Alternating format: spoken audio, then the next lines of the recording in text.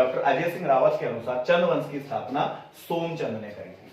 अब समय को लेकर के भी इन दोनों के बीच में विवाद है कि सोमचंद ने चंद वंश की स्थापना कब करी थी।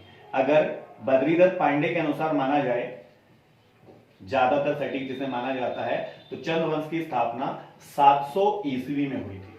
और डॉक्टर अजय सिंह रावत के अनुसार, डॉक्टर अजय रावत के अनुसार चंद वंश की स्थापना 1025 ईस्वी में हुई थी।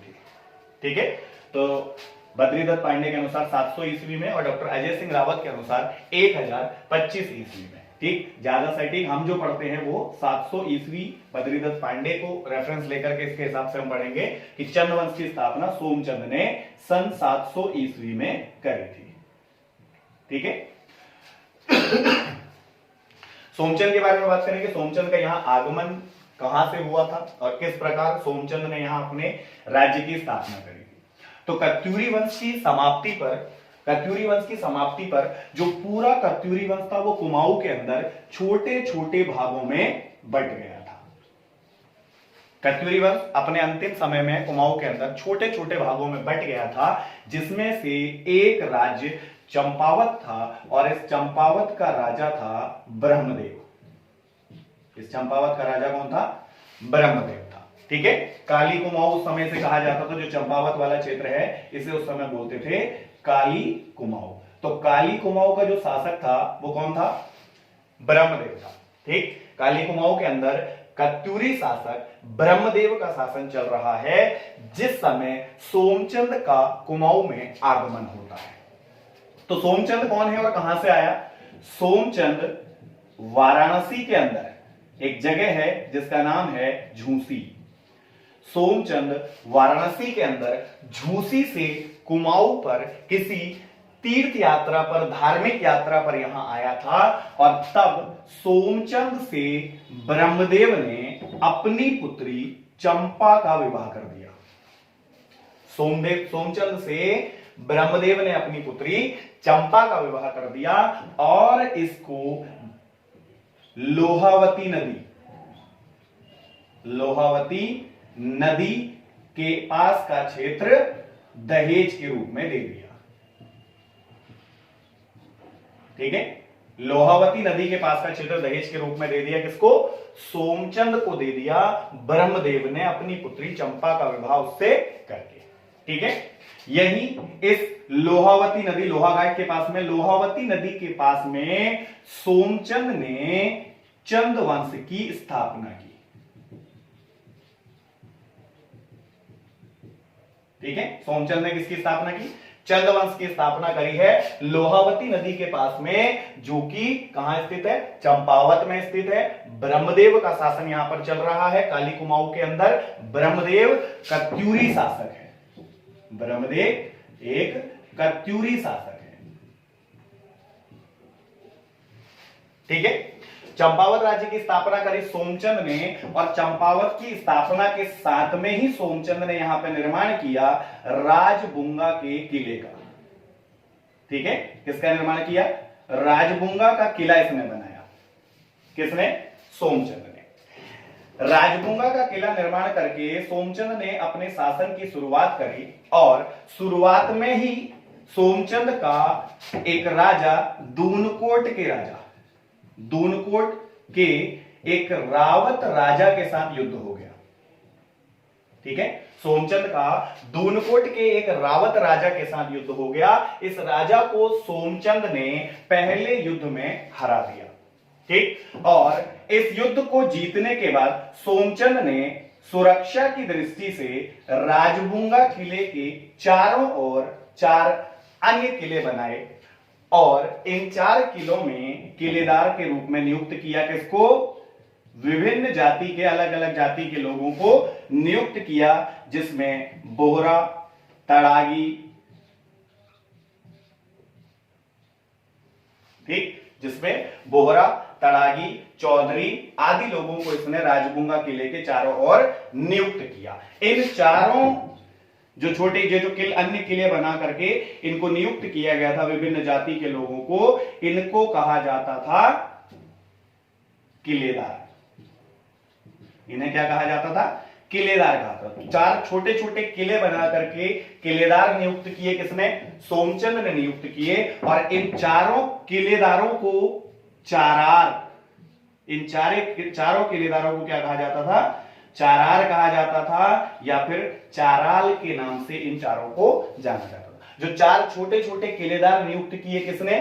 सोमचंद ने नियुक्त किए। इनको कहा जाता था चाराल या फिर चारार कहा जाता था। ठीक है, इसके साथ सोमचंद ने अपने शासन की शुरुआत करी और सोमचंद ने आगे चल करके अपने राज्य में कर वसूली के लिए, राजस्व वसूली के लिए, राजस्व वसूली के लिए सयाणों की नियुक्ति की। किसकी नियुक्ति की? सयाणों की नियुक्ति की। सयाणा जिनको कि बूढ़ा भी कहा जाता था, सयाणा या फिर बूढ़ा जिन्हें कहा जाता था, इनकी नियुक्ति सोमचंद के द्वारा की गई थी। ठीक है, ये जो सयाणा थे इनका काम था कर वसूलने का। ग्राम के सबसे बुजुर्ग, क्षेत्र के सबसे बुजुर्ग 4 व्यक्तियों को नियुक्त किया गया था। 4 बुजुर्ग व्यक्तियों को नियुक्त किया गया था, इसीलिए इसको बूढ़ा कहते हैं, इसीलिए सयाना कहते हैं। सयाना व्यक्ति यानी 4 बुजुर्ग व्यक्तियों को इसने यहां पर नियुक्त किया था, किसके पद पे? सयाना के पद पे। ठीक, ये जो सयाना थे, जब ये कर वसूलने के लिए गए, जब ये सयाना कर वसूलने के लिए गए, तो उस समय इस क्षेत्र में, काली कुमाऊं वाले क्षेत्र में मेहरा, फरत्याल, देव, डेक व करायत जाति का ज्यादा बोलबाला था। यानी कि यहां पर इन जातियों का वर्चस्व ज्यादा था। तो जब सयाना, मेहरा व फरत्यालों के पास कर वसूलने के लिए गए, तो इन्होंने इन 4 बुजुर्ग व्यक्तियों की यानी सयानाओं की हत्या कर दी और इनके सर काटकर एक जगह पर दफना दिए। ठीक है, इन 4 बुजुर्ग व्यक्तियों के सर काट के एक जगह दफना दिए। किसने? मेहरा, फरत्याल, देव, डेक और करायत। ये जो 5 जातियां थी, 5 थोक जिनको कहा जाता था। ठीक है, क्या कहा जाता था? थोक कहा जाता था। तो इन 5 थोक के लोगों ने, इन जाति के लोगों ने इन 4 सयानाओं की हत्या, इन 4 बुजुर्ग व्यक्तियों की हत्या कर दी और इन्हें एक जगह पर दफना कर वहां चबूतरे का निर्माण कर दिया, जिसे आज भी बुढ़ चौराहा के नाम से जाना जाता है। ठीक हो गया, किस नाम से जाना जाता है? बुढ़ चौराहा के नाम से इसको जाना जाता है, जहां इन 4 बुजुर्ग व्यक्तियों को दफनाया था। किसने? या उनका सर काट करके दफना दिया था। किसने? इन 5 थोक के लोगों ने दफना दिया था। तो इस समस्या के समाधान के रूप में सोमचंद ने क्या किया? इन्हीं 5 जाति के लोगों में से मेहरा, फरत्याल, देव, डेक और करायत, इन्हीं 5 जाति के लोगों में से बाद में सयाना नियुक्त कर दिए गए। ठीक है, यानी कि टैक्स वसूलने का काम, कर वसूलने का, राजस्व वसूलने का काम किसे दे दिया? मेहरा, फरत्याल, देव, डेक और करायत, जो 5 थोक जिनका वर्चस्व ज्यादा था। कहां पर? इस चंपावत वाले क्षेत्र में जिनका वर्चस्व ज्यादा था, तो इन्हीं को टैक्स वसूलने का कार्य दे दिया गया। ठीक हो गया। इसके अतिरिक्त स्थापना के बारे में बात करें तो सोमचंद ने अपने दरबार में चौथानी ब्राह्मणों की नियुक्ति की। चौथानी ब्राह्मणों की नियुक्ति भी सोमचंद के द्वारा की गई। ठीक हो गया। राज दरबार में चौथानी ब्राह्मण यानी 4 ब्राह्मणों की, 4 ब्राह्मण जातियों की उसने नियुक्ति की थी, जिनको चौथानी ब्राह्मण कहा जाता था। तो चौथानी ब्राह्मणों की नियुक्ति किसके द्वारा की गई? सोमचंद के द्वारा चौथानी ब्राह्मणों की नियुक्ति की गई थी। ठीक है। सोमचंद के बारे में बोले तो सोमचंद का सेनापति था सोहन खड़ायत, सॉरी, सोमचंद का सेनापति था कालू तड़ागी। सोमचंद का सेनापति कौन था? कालू तड़ागी। सोमचंद का सेनापति था कालू तड़ागी। कालू तड़ागी को इसने अपना सेनापति नियुक्त किया था। किसने? सोमचंद ने। ठीक है। चंद्रवंश का पहला राजा जिसने राजगुंगा का किला बना करके अपने शासन की शुरुआत करी और अपने किले के चारों ओर 4 जाति के लोगों को नियुक्त किया। ठीक है। ठीक है, जिसमें 4 जातियां, इसमें चौथी जाति यहाँ पे कार्की जाति के लोगों को। ठीक, तो बोहरा, तड़ागी, चौधरी और कार्की जाति के 4 जाति के लोगों को इसने नियुक्त किया और इन चारों को किलेदार बनाया। इन चारों किलेदारों को क्या कहा जाता था? चारार या फिर चाराल कहा जाता था। ठीक है। इसके अलावा सयानाओं की नियुक्ति इसने करी थी कर वसूलने के लिए। किसने? सोमचंद ने करी थी। ठीक। राजबुंगा का किला सबसे पहले सोमचंद ने बनाया, तो यह कहा जाता है कि स्थापत्य कला की शुरुआत, स्थापत्य कला की शुरुआत सोमचंद के समय से। ठीक हो गया। इसके साथ साथ सयानों की नियुक्ति करी थी कर वसूलने के लिए। ठीक। सयाना जिसको हम पंच या सरपंच भी कहते हैं आगे चल के बाद में, तो इन सयानों की नियुक्ति इसने करी। तो कुमाऊं के अंदर पंचायती राज की शुरुआत, चंद्रवंश में कुमाऊं के अंदर पंचायती राज की शुरुआत भी किसने करी थी? सोमचंद ने करी थी। ठीक हो गया। तो सोमचंद का शासनकाल रहा। सोमचंद के बाद कुछ अन्य शासक आते हैं जो ज्यादा महत्वपूर्ण नहीं रहे। सोमचंद के बाद अगला जो महत्वपूर्ण शासक, सोमचंद के पुत्र की बात करें तो आत्मचंद। सोमचंद के बाद जो अगला शासक बना वो कौन था? आत्मचंद था। और आत्मचंद के बाद अगला शासक पूर्णचंद बना। आत्मचंद के बाद अगला शासक पूर्णचंद बना था। ठीक है। तो आत्मचंद और पूर्णचंद, किसके बाद? सोमचंद के बाद शासक बने आत्मचंद और पूर्णचंद, और पूर्णचंद के बाद कुमाऊं का तीसरा शासक बना। कुमाऊं का तीसरा शासक यहां पर बना था कौन? इंद्रचंद। कुमाऊं का तीसरा शासक कौन बना है? इंद्रचंद बना है। देखो इंद्रचंद थोड़ा सा महत्वपूर्ण है। क्यों? क्योंकि इंद्रचंद के समय में कुमाऊं के अंदर, इंद्रचंद के समय में कुमाऊं में रेशम का कारखाना लगा। इंद्रचंद के समय में कुमाऊं में रेशम के कारखाने की स्थापना हुई थी। जो इंद्रचंद था, इसकी पत्नी यानी इसकी जो रानी थी वो गोरख्याणी रानी थी। कौन थी? गोरख्याणी। तो इसकी गोरख्याणी रानी जो है वो नेपाल से रेशम के कीड़े लेकर के आई। इंद्रचंद की गोरख्याणी रानी नेपाल से रेशम के कीड़े लेकर के आई और तब कुमाऊं में रेशम कीड़ों से रेशम का उत्पादन शुरू हुआ। ठीक है। और इंद्रचंद के समय में एक प्रथा चली थी, पट्टरंग वाली की प्रथा। इंद्रचंद के समय में एक प्रथा चली थी, पट्टरंग वाली की प्रथा। ठीक है। पट्टरंग वाली की प्रथा। पट्टरंग वाली की प्रथा क्या थी? देखो, जब गोरख्याणी रानी नेपाल से रेशम के कीड़े लेकर के आई, रेशम के कारखाने की स्थापना इंद्रचंद के समय में हो गई, लेकिन उस समय यह कहा जाता है कि रेशम के कीड़ों से रेशम का उत्पादन बहुत ज्यादा अच्छा नहीं हुआ।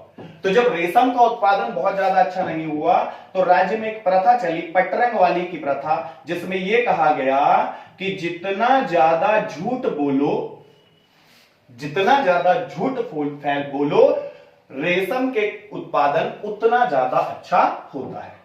ठीक है। किस प्रथा में? पट्टरंग वाली की प्रथा में कहा गया कि जितना ज्यादा झूठ बोला जाएगा, राज्य में जितना झूठ फैलाया जाएगा, रेशम के कीड़ों का उत्पादन उतना ही ज्यादा अच्छा होगा। ठीक है। ये किसके समय में? इंद्रचंद के समय में। तो इंद्रचंद कुमाऊं का चौथा शासक है इंद्रचंद, जिसके समय में कुमाऊं में रेशम का कारखाना लगा। और यहां जो रेशम आया था वो कहां से आया था? नेपाल से आया था। इंद्रचंद की गोरख्याणी रानी नेपाल से अपने साथ रेशम के कीड़े लेके आई, जिससे रेशम का उत्पादन कुमाऊं के अंदर शुरू हुआ था। ठीक है। इसके बाद आगे बात करें तो इंद्रचंद के बाद कुछ अन्य राजा बने। ठीक है। कुछ अन्य जो महत्वपूर्ण नहीं है, जिनके बारे में ज्यादा महत्वपूर्ण बातें नहीं है। तो इसके बाद अगला जो महत्वपूर्ण राजा हमें मिलता है वो है वीणाचंद। किसके बाद? इंद्रचंद के बाद अगला महत्वपूर्ण राजा कौन है? वीणाचंद है। देखिए महत्वपूर्ण तो नहीं है। वीणाचंद के बारे में कहा जाता है कि वीणाचंद कुमाऊं का एक विलासी राजा था। वीणाचंद कैसा राजा था? विलासी राजा था, यानी जो भोग विलास में ज्यादा डूबा रहता था। तो इस कारण वीणाचंद के समय में खस राजा, वीणाचंद के समय में खस राजा बीजड़ ने कुमाऊं पर आक्रमण किया और कुमाऊं को जीत लिया, वीणाचंद को युद्ध में हरा दिया था। ठीक है। वीणाचंद को किस चीज के लिए जाना जाता है? वीणाचंद को कुमाऊं का विलासी राजा कहा जाता है, क्योंकि भोग विलास में डूबे होने के कारण इस समय खस राजा बीजड़ ने कुमाऊं पर आक्रमण कर उसे जीत लिया था, वीणाचंद को हरा दिया था। ठीक है। वीणाचंद के बाद, अब वीणाचंद के बाद जो अगला शासक बनता है वो है वीरचंद। वीणाचंद के बाद अगला शासक कौन बनेगा? वीरचंद बनेगा। ठीक है। वीरचंद अगला शासक बना और वीरचंद ने अपना सेनापति नियुक्त किया। अच्छा देखो शासक कैसे बना, क्योंकि खसों का राजा था। तो वीरचंद ने क्या किया, सोहन खड़ायत के साथ मिलकर सोहन खड़ायत को अपना सेनापति बनाया और सोहन खड़ायत के साथ मिलकर अपनी सेना संगठित करी और पुनः खसों पर आक्रमण करके उन्हें कुमाऊं से भगा दिया और पुनः कुमाऊं चंदों के अधिकार में आ गया। ठीक हो गया। पुनः कुमाऊं किसके अधिकार में आ गया? चंद राजाओं के अधिकार में आ गया, जब वीरचंद ने खस राजा बीजड़ को हरा करके कुमाऊं से भगा दिया और वापस से वीरचंद के समय में शासन किसके अधिकार में आ गया? चंदों के अधिकार में आ गया था। ठीक है। क्लियर है यहां तक की कहानी। सोमचंद ने चंदवंश की स्थापना करी, पहला शासक था। अजय रावत के अनुसार 1025 में, बद्रीधर पांडे के अनुसार 700 ईस्वी में। इसके बाद दूसरा महत्वपूर्ण राजा इंद्रचंद था, जिसके बारे में हमने पढ़ा। इसके समय में कुमाऊं में रेशम का कारखाना स्थापित हुआ था। इंद्रचंद के बाद अगला शासक वीणाचंद, जो कि एक विलासी शासक था, जिसके कारण कुमाऊं खसों के अधिकार में चला गया। खस राजा बीजड़ ने वीणाचंद को हराकर कुमाऊं पर अधिकार कर लिया। इसके बाद अगला शासक वीरचंद, जिसका सेनापति सोहन खड़ायत था और अपने सेनापति की सहायता से इसने पुनः खसों को हराकर कुमाऊं अपने अधिकार में ले लिया था। ठीक है।